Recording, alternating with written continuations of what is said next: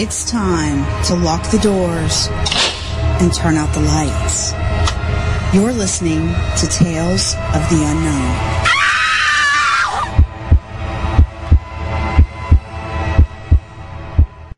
And good evening. It is time for a special Tales of the Unknown. That's right, a Tuesday edition. Why? Well, because the project for tonight and our special guest, his Kickstarter ends Saturday, and we want to make sure you guys can get out there and help this amazing project. So, of course, you know Doc, myself, but we also have Wayne and Tedro. And Wayne, I'm going to allow you to do this introduction tonight because I know this one's really special for you. I most definitely can do that. Tonight we have Lito Velasco with us.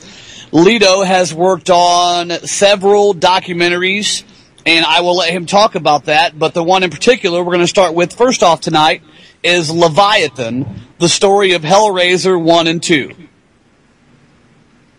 Lito, we'll let you have the floor and tell us all about it.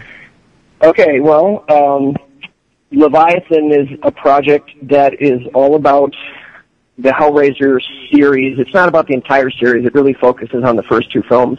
But I know that they also briefly touch on the third film in the series as well in the special features. And it is the brainchild of my good friend Gary Smart and some of his other very talented and gifted friends, Christopher Griffiths and Adam Evans, and an acquaintance of theirs, Kevin Donahue. So these guys put together this documentary, and they invited me to come aboard in the composition aspect of it because Gary and I had worked together previously on the Return of the Living Dead documentary, which was titled More Brains, A Return to the Living Dead. And Gary wrote and produced, well, actually, I think Gary wrote that documentary. He also crafted, along with his friend Christian, they crafted the ultimate book about Return of the Living Dead. So we worked together in that project. I wrote the main titles with my friend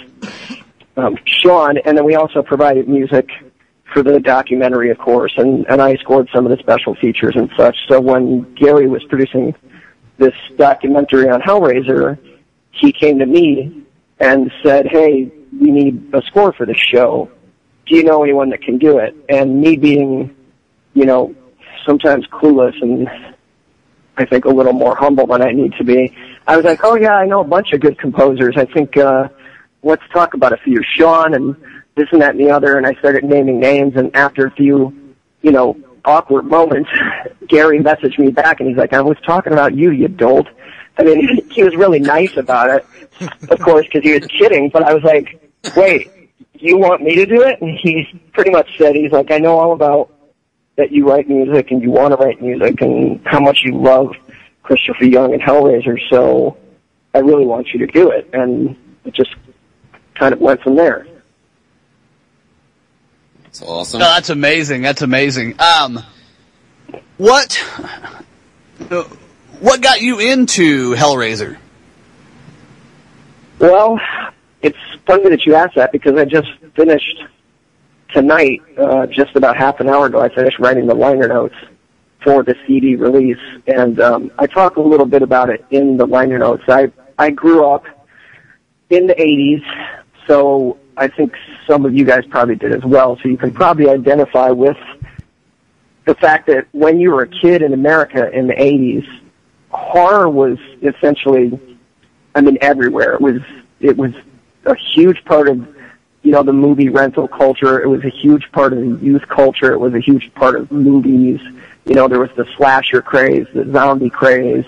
Then there was, you know, the craze with the big fours, I like to call them, Michael, Jason, Freddy, and Leatherface. You know, everywhere you looked, there was slashers and sequels and, you know, new films and Fango and Gore Zone and, you know, all these great magazines were on the shelves. And so, and not only that, I mean, once these studios realized they could market horror to the youth, you know, you started seeing T-shirts and you started seeing toys and board games and comics and just all of this stuff that I mean, I think that stuff dates back to even the 50s, you know, with the type of horror films that were out then and the marketing of the Universal monsters and all that. But, you know, exactly. I mean, the 80s, the 80s was huge for horror, so it kind of, I mean, it was impossible to not get into films like Hellraiser because they were so well received, and it's such a great film that it instantly became,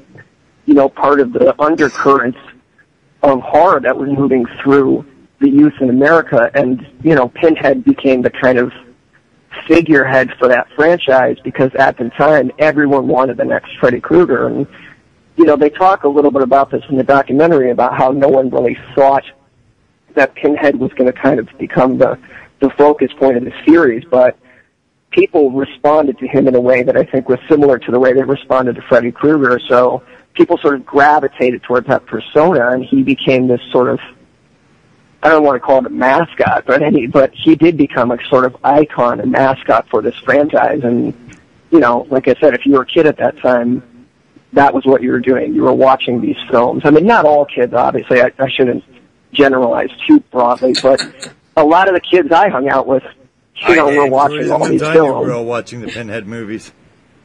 Right, exactly. You know, so I mean, and all the franchises, you know, Chucky and Freddy, and it's like, who's your team?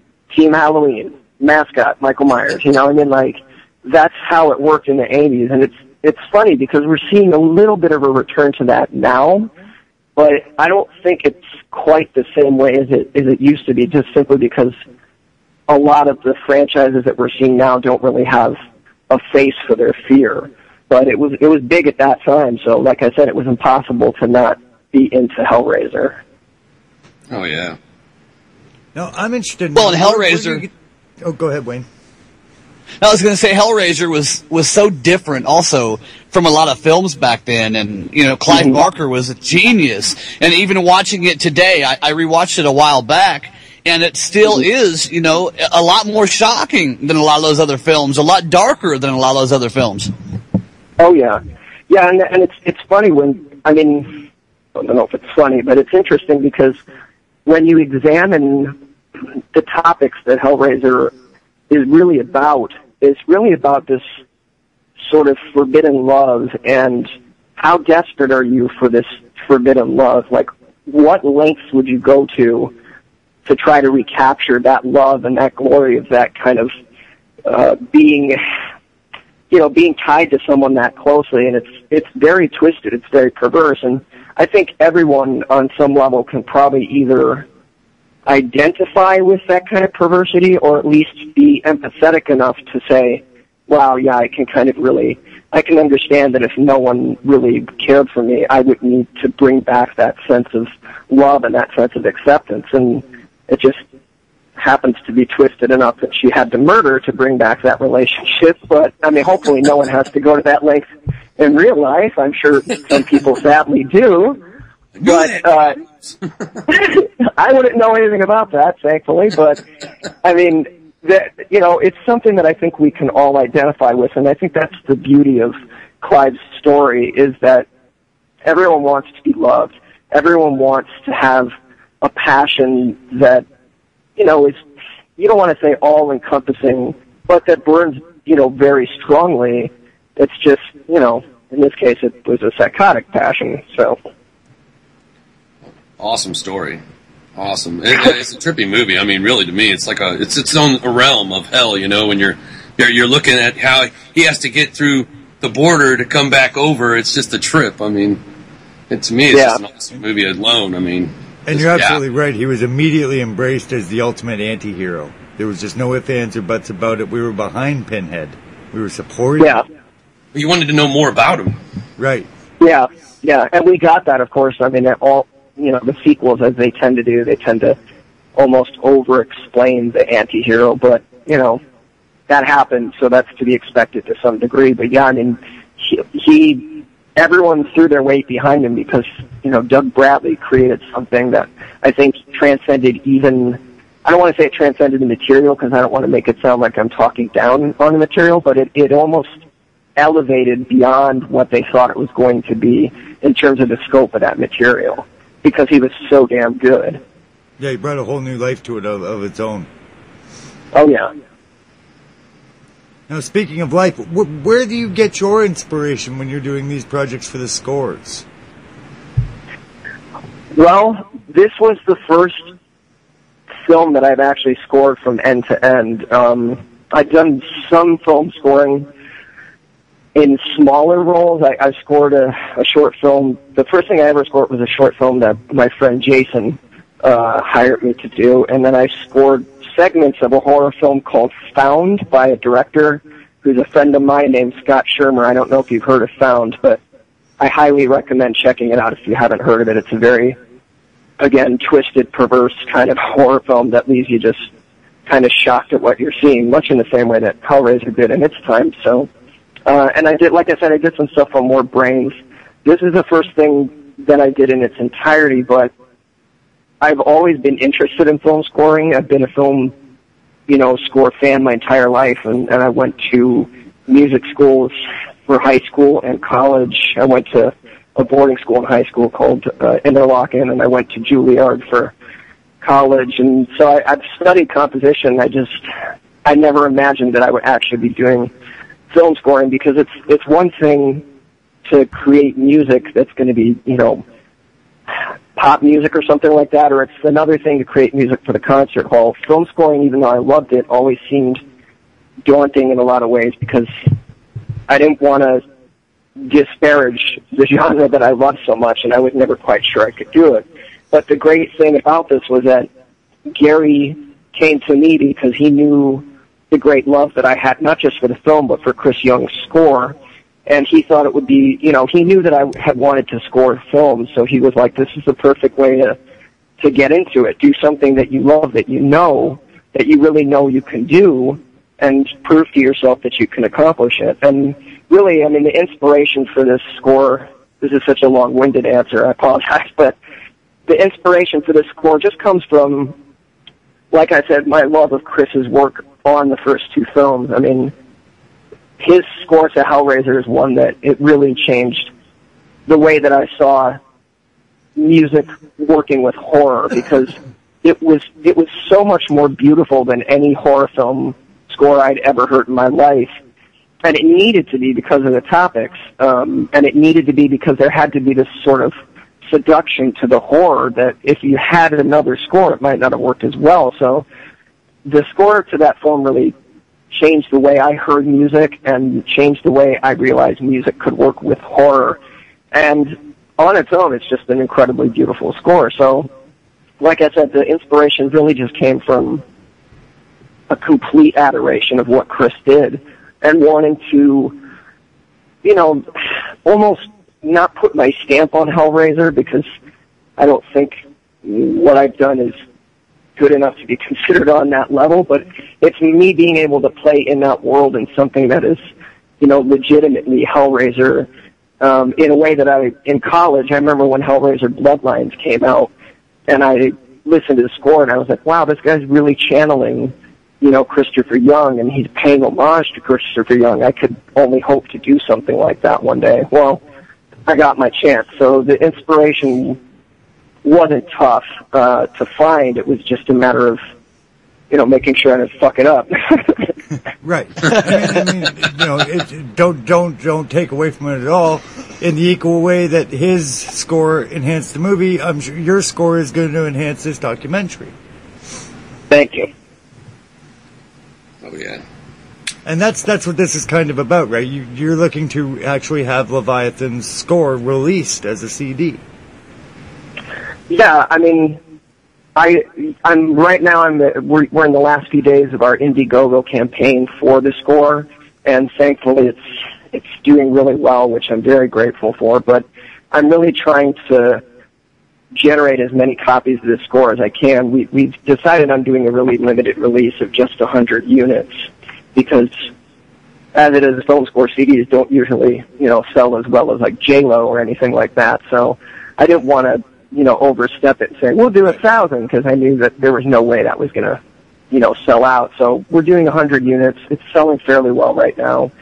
We have digital downloads available, all the time, and those are easy to deliver. And also, even when the campaign ends on Saturday night, I think it's the final night. We're still going to have copies available because we simply haven't sold out yet. As soon as we sell the 100 units, I'll take that perk down, but we'll always have digital downloads available. And I think it'll also be available on CD Baby and iTunes and, Amazon eventually. Once I have to finish creating the CD, and I got to do all those silly technical things like get a UPC code and all that. So, but once that's finished, it'll be available to a wider audience.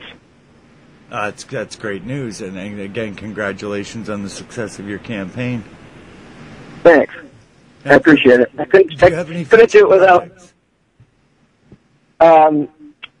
Well, right now I'm working on scoring a short film that's being directed by my friend Nathan Thomas Milliner. For people, if anyone's not familiar, I worked on a book that it's the book form of the Never Sleep Again documentary. It's appropriately titled Never Sleep Again, The Elm Street Legacy, the making of Wes Craven's Nightmare on Elm Street, and that was written by my good friend Tommy Hudson, and I worked on that with him for a few years, and I edited the book, and we hired Nathan Thomas Milliner to do the cover art for our book, and he did an amazing job, and, Nathan and I were kind of acquaintances before we worked on that project together, and then we became, better friends afterwards, and he contacted me saying, I'm doing this Nightmare on Elm Street short film, would you like to score it? And of course, again, it was kind of a no-brainer. It was like, well, hell yeah, and so I'm scoring that for him. I think I begin scoring actually this week, and that film debuts at a convention, I believe it's called Horror Hound, and I think it takes place in Indianapolis the weekend of September 9th, 10th, 11th, and 12th. So we'll be making a premiere there, which is super cool because Robert Englund's going to be there, and a bunch of the cast from the original Nightmare on Elm Street are going to be there. So I'm sure that's going to be another, pardon the pun, but it'll be a dream come true. And then I'm also working on this fall. Gary Smart and the guys that did the Hellraiser documentary are doing a follow-up documentary on Fright Night, and it's called You're So Cool, the story of Fright Night. Yeah, You're So Cool, Brewster. I almost mangled the title, but they're releasing that, and I'll be scoring that this fall. And then I'm working on a few other projects that are horror related too. In terms of, I'm acting. Well, I already acted, and they're finishing the film. It's a Christmas themed horror film called All Through the House. Awesome. And, that's cool. Yeah, and in that film, I play the Santa killer. In a role that's not quite, we've seen Santa killers before, but this one's a little more complex and a little more different than I think people are expecting. I think people are going to be really surprised by this film. So we're finishing up publicity and doing festivals and all that stuff, so. Right, because you're multi-talented. Oh, nice. You do the music, you act. I try. Try again. Yeah, exactly. Well, all you can do, man. Really. It's just in this business in general, you want to kind of get out there and make your mark with everything you can, and it's also a learning experience going through all of it. Oh yeah. And let's face it, it's the safest kind of acting that you can do is, I guess, acting when you're wearing a mask and a suit, because no one's going to recognize you anyway. So if I screw that one up too bad, I don't have too many apologies to make. It's like a bank No, I'm kidding. Yeah. That kind of acting also helps a lot too, because I was a haunted house actor for 19 years, and there's nothing better than going in and having a prosthetic put on or putting on a mask and nobody knowing who you are. It gives you that ability to completely let go. Yeah, you let go, and also have a lot more fun with it. Yeah, I was just going to back up what you said. You let go, but you really have to. You have to unleash a side of you that you wouldn't normally in other acting, because not only do you have to immerse yourself in the character, but you have to get your emotions through with just your eyes and your physicality, which can actually be even tougher. We know some people do amazing jobs of that, like Kane Hodder, obviously, as Jason Voorhees. So, I've had some good, role models to look at when I was preparing for the role, but you really have to bring that kind of energy every single day and for every single shot. And people kind of underestimate it for that reason because, he's just a guy in a mask. But it's like, damn, you try wearing a mask for 8 hours a day and breathing your own carbon dioxide for, 5 hours while you're running and chasing girls with weapons. It's not that easy, folks. So no, it's very hard on you and tiring. Like I said, I did it for 19 years, and that's about 10 hours a night wearing heavy makeup and costume and that kind of stuff. And you really have to love it to do that kind of thing. And like you were saying about one of the challenges that I loved, I was Myers. I portrayed Myers for several years, and I loved it because Myers is a silent character.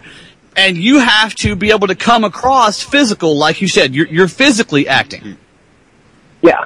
You have to emote through like I said, just through your body language, through your arms, legs, or your torso. You have to kind of present this energy, and it is a challenge in and of itself. So, I know you mentioned Nathan. I'm a huge fan of Nathan and all his work, and I've actually been talking to him about having him come on and do an episode with us. Oh, absolutely, you should. He is a bona fide, diehard Nightmare fan, and I know he's a big horror fan in general, but man, I thought I loved Nightmare on Elm Street a lot. That guy, he really loves a Nightmare on Elm Street. So, I'm not downplaying my love, obviously, but he's someone that I think I could converse with about the series for hours on end. And actually, I think he's someone that, could go toe-to-toe with anyone that I know in terms of trivia and facts and just the lore of the series and the character, because he really knows a lot about all of that stuff. Now, with the upcoming release, you're doing 100 physical copies, is that right? Mm-hmm. Yep. That'll be something neat because it's almost like a collector, a physical collector's deal. You've got a lot of these horror collectors out there buying masks and buying this and buying that. So I'm sure that'll be a hot item for any Hellraiser fan to want to have a hold of. Because that's going to make it almost like a limited edition. Yeah. We're actually, what we're doing is we're calling this one in the same way with the Never Sleep Again book, which we did a Kickstarter for. For that one, we had the premiere edition, in which we numbered the first, so many units of that book. What we're doing with the CD is the same thing. This is the premiere limited release, and each CD, I've been doing the art design with my friend Pat over the past few days, and on the back of the insert, the tray insert, there is the number 100, and then I'm going to go in with a gold pen and number each unit individually, and then of course I'm signing the front of them and shipping them out to people. So if we ever do a follow-up release, if there's any demand for it, we'll probably do it differently. We might just do it in like a little, cardboard sleeve instead of doing the liner notes and numbering them and all that. So this is something that if people want to get, something that's a little more limited, they absolutely can order this one. And we actually have on the Indiegogo campaign right now, we have a few perks. I think we might still have 3 available. What we're doing is we were offering people the chance to be executive producer on the CD, and those sold out fairly quickly. We're also offering people the chance to have their name appear in the special thanks. Right now we're giving away with a copy of the CD for one of the perks. We have a laminate configuration paperweight, which is actually like a 2-pound replica of the laminate configuration, and it's cast in resin and it's etched to look just like the laminate configuration itself. So we're doing, we're offering a bunch of different perks to people in hopes that, if they don't want just the CD, they can get something a little extra. Or if they want just the CD, by all means, purchase that. Right. And is there a site where they, other than the Indiegogo, is there another site where they can purchase it right now, or is it strictly through the Indiegogo at this stage? It's shipping exclusively through Indiegogo. If that sells out, we might look into doing another release, but we figured we would just offer it exclusively through the Indiegogo right now and then take it from there. Okay, so we definitely want to make sure we get that out for everybody so that they can go and grab it up if they choose to tonight, even for you. So we want to make sure this gets as good as possible. I appreciate that. Yeah, everybody's going to have the links. Now, you said you worked on the film Found, right? I did, yeah. Mm-hmm. Now, is that the film that is connected to Headless? Yes, it is. Actually, yeah, I love it that you know that. Found was, Found is like the sequel, or Found's the sequel, isn't it? No, Found is the original. Found was based on a story, and it's like I said, it's a really twisted little film, and within this film, this boy and his friend find it's kind of like a throwback slasher gore fest horror movie that they rent, and the movie is called Headless.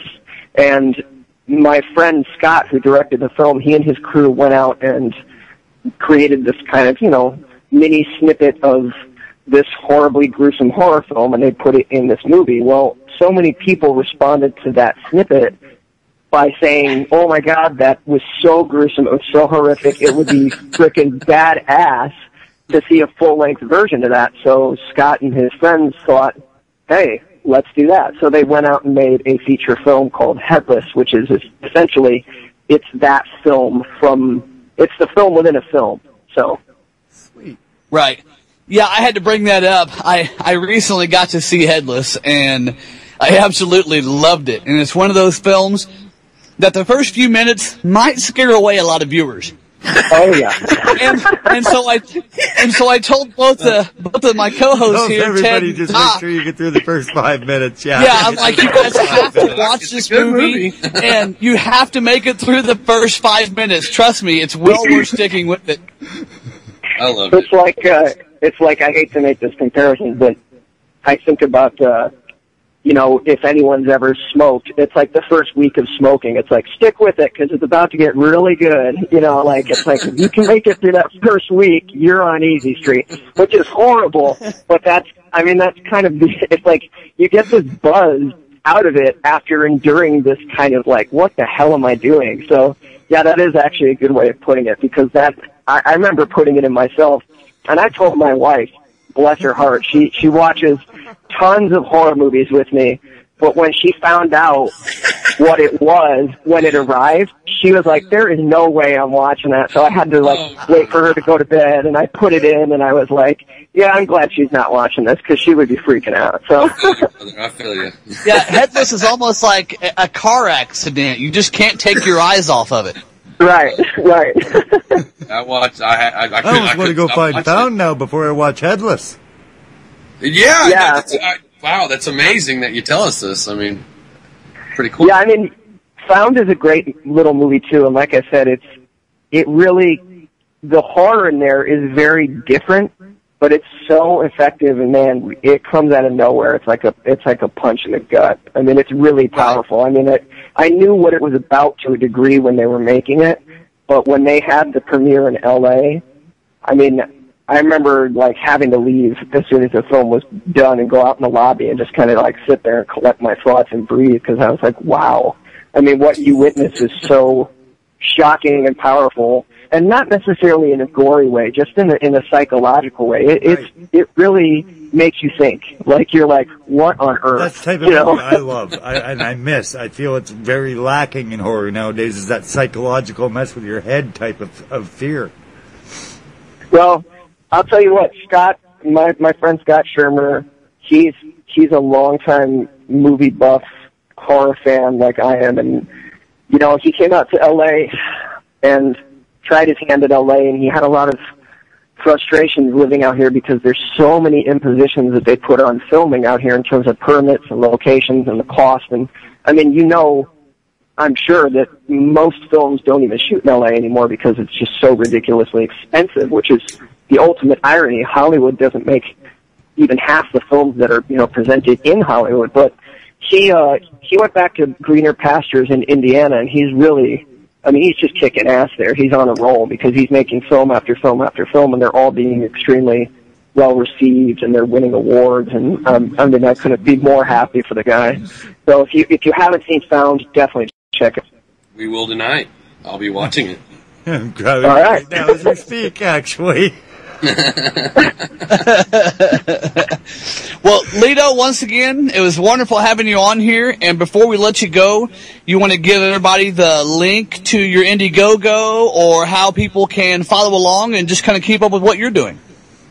Sure, absolutely. So the shameless plug portion has begun. So what you can do is just go to Indiegogo. I would give you the link, except it's one of those, like, tiny bit IGG / and no one's going to remember that. So what I do, I tell people, just go to Indiegogo and type in Beautiful Darkness at the top in the search, and then narrow it down on the left side using the music category, and it'll narrow it down to you'll see there's a picture of the Lamech configuration. It's pretty hard to miss. And then also, if people want to keep up with me, where you can also get news about the CD and all kinds of other stuff, go to Facebook.com/Lito R. Velasco, Velasco. And then, of course, like everyone else, I have Twitter and I've got YouTube. You can find me on YouTube under Hollywood Lito. And then Twitter is just at Lito Velasco. Great, that's great. Great. So I think I've covered all my social media bases. And yes, as Wayne said, I want to thank you. I mean, it's been a true honor to have you on the show tonight. And anytime we can help with your future projects, you just feel free to let us know, because the airtime's there for you. Thank you guys so much. I really appreciate that. I'm just a lucky enough guy to be a fan who fell into the right social circles and now is getting to make a living doing what he loves. So I really appreciate it. Thank you guys very much. No problem. It's all about networking is what it's about. That's it. And Hell yeah. The more everybody helps everybody, the better the scene's going to be. And that's what we're here for, is to give our little bit of help where we can. Well, thank you guys. And you can count on me for support as well in any kind. Hit me up and let me know. I'm happy to do plugs all the time for everybody. Awesome. Actually, yes, Wayne, I'm speaking of, in the meantime, why don't we take a quick music break, little Heard It Through the Grapevine with Marvin Gaye. And hey, folks, this has been a special edition of Tales of the Unknown. We'll be right back.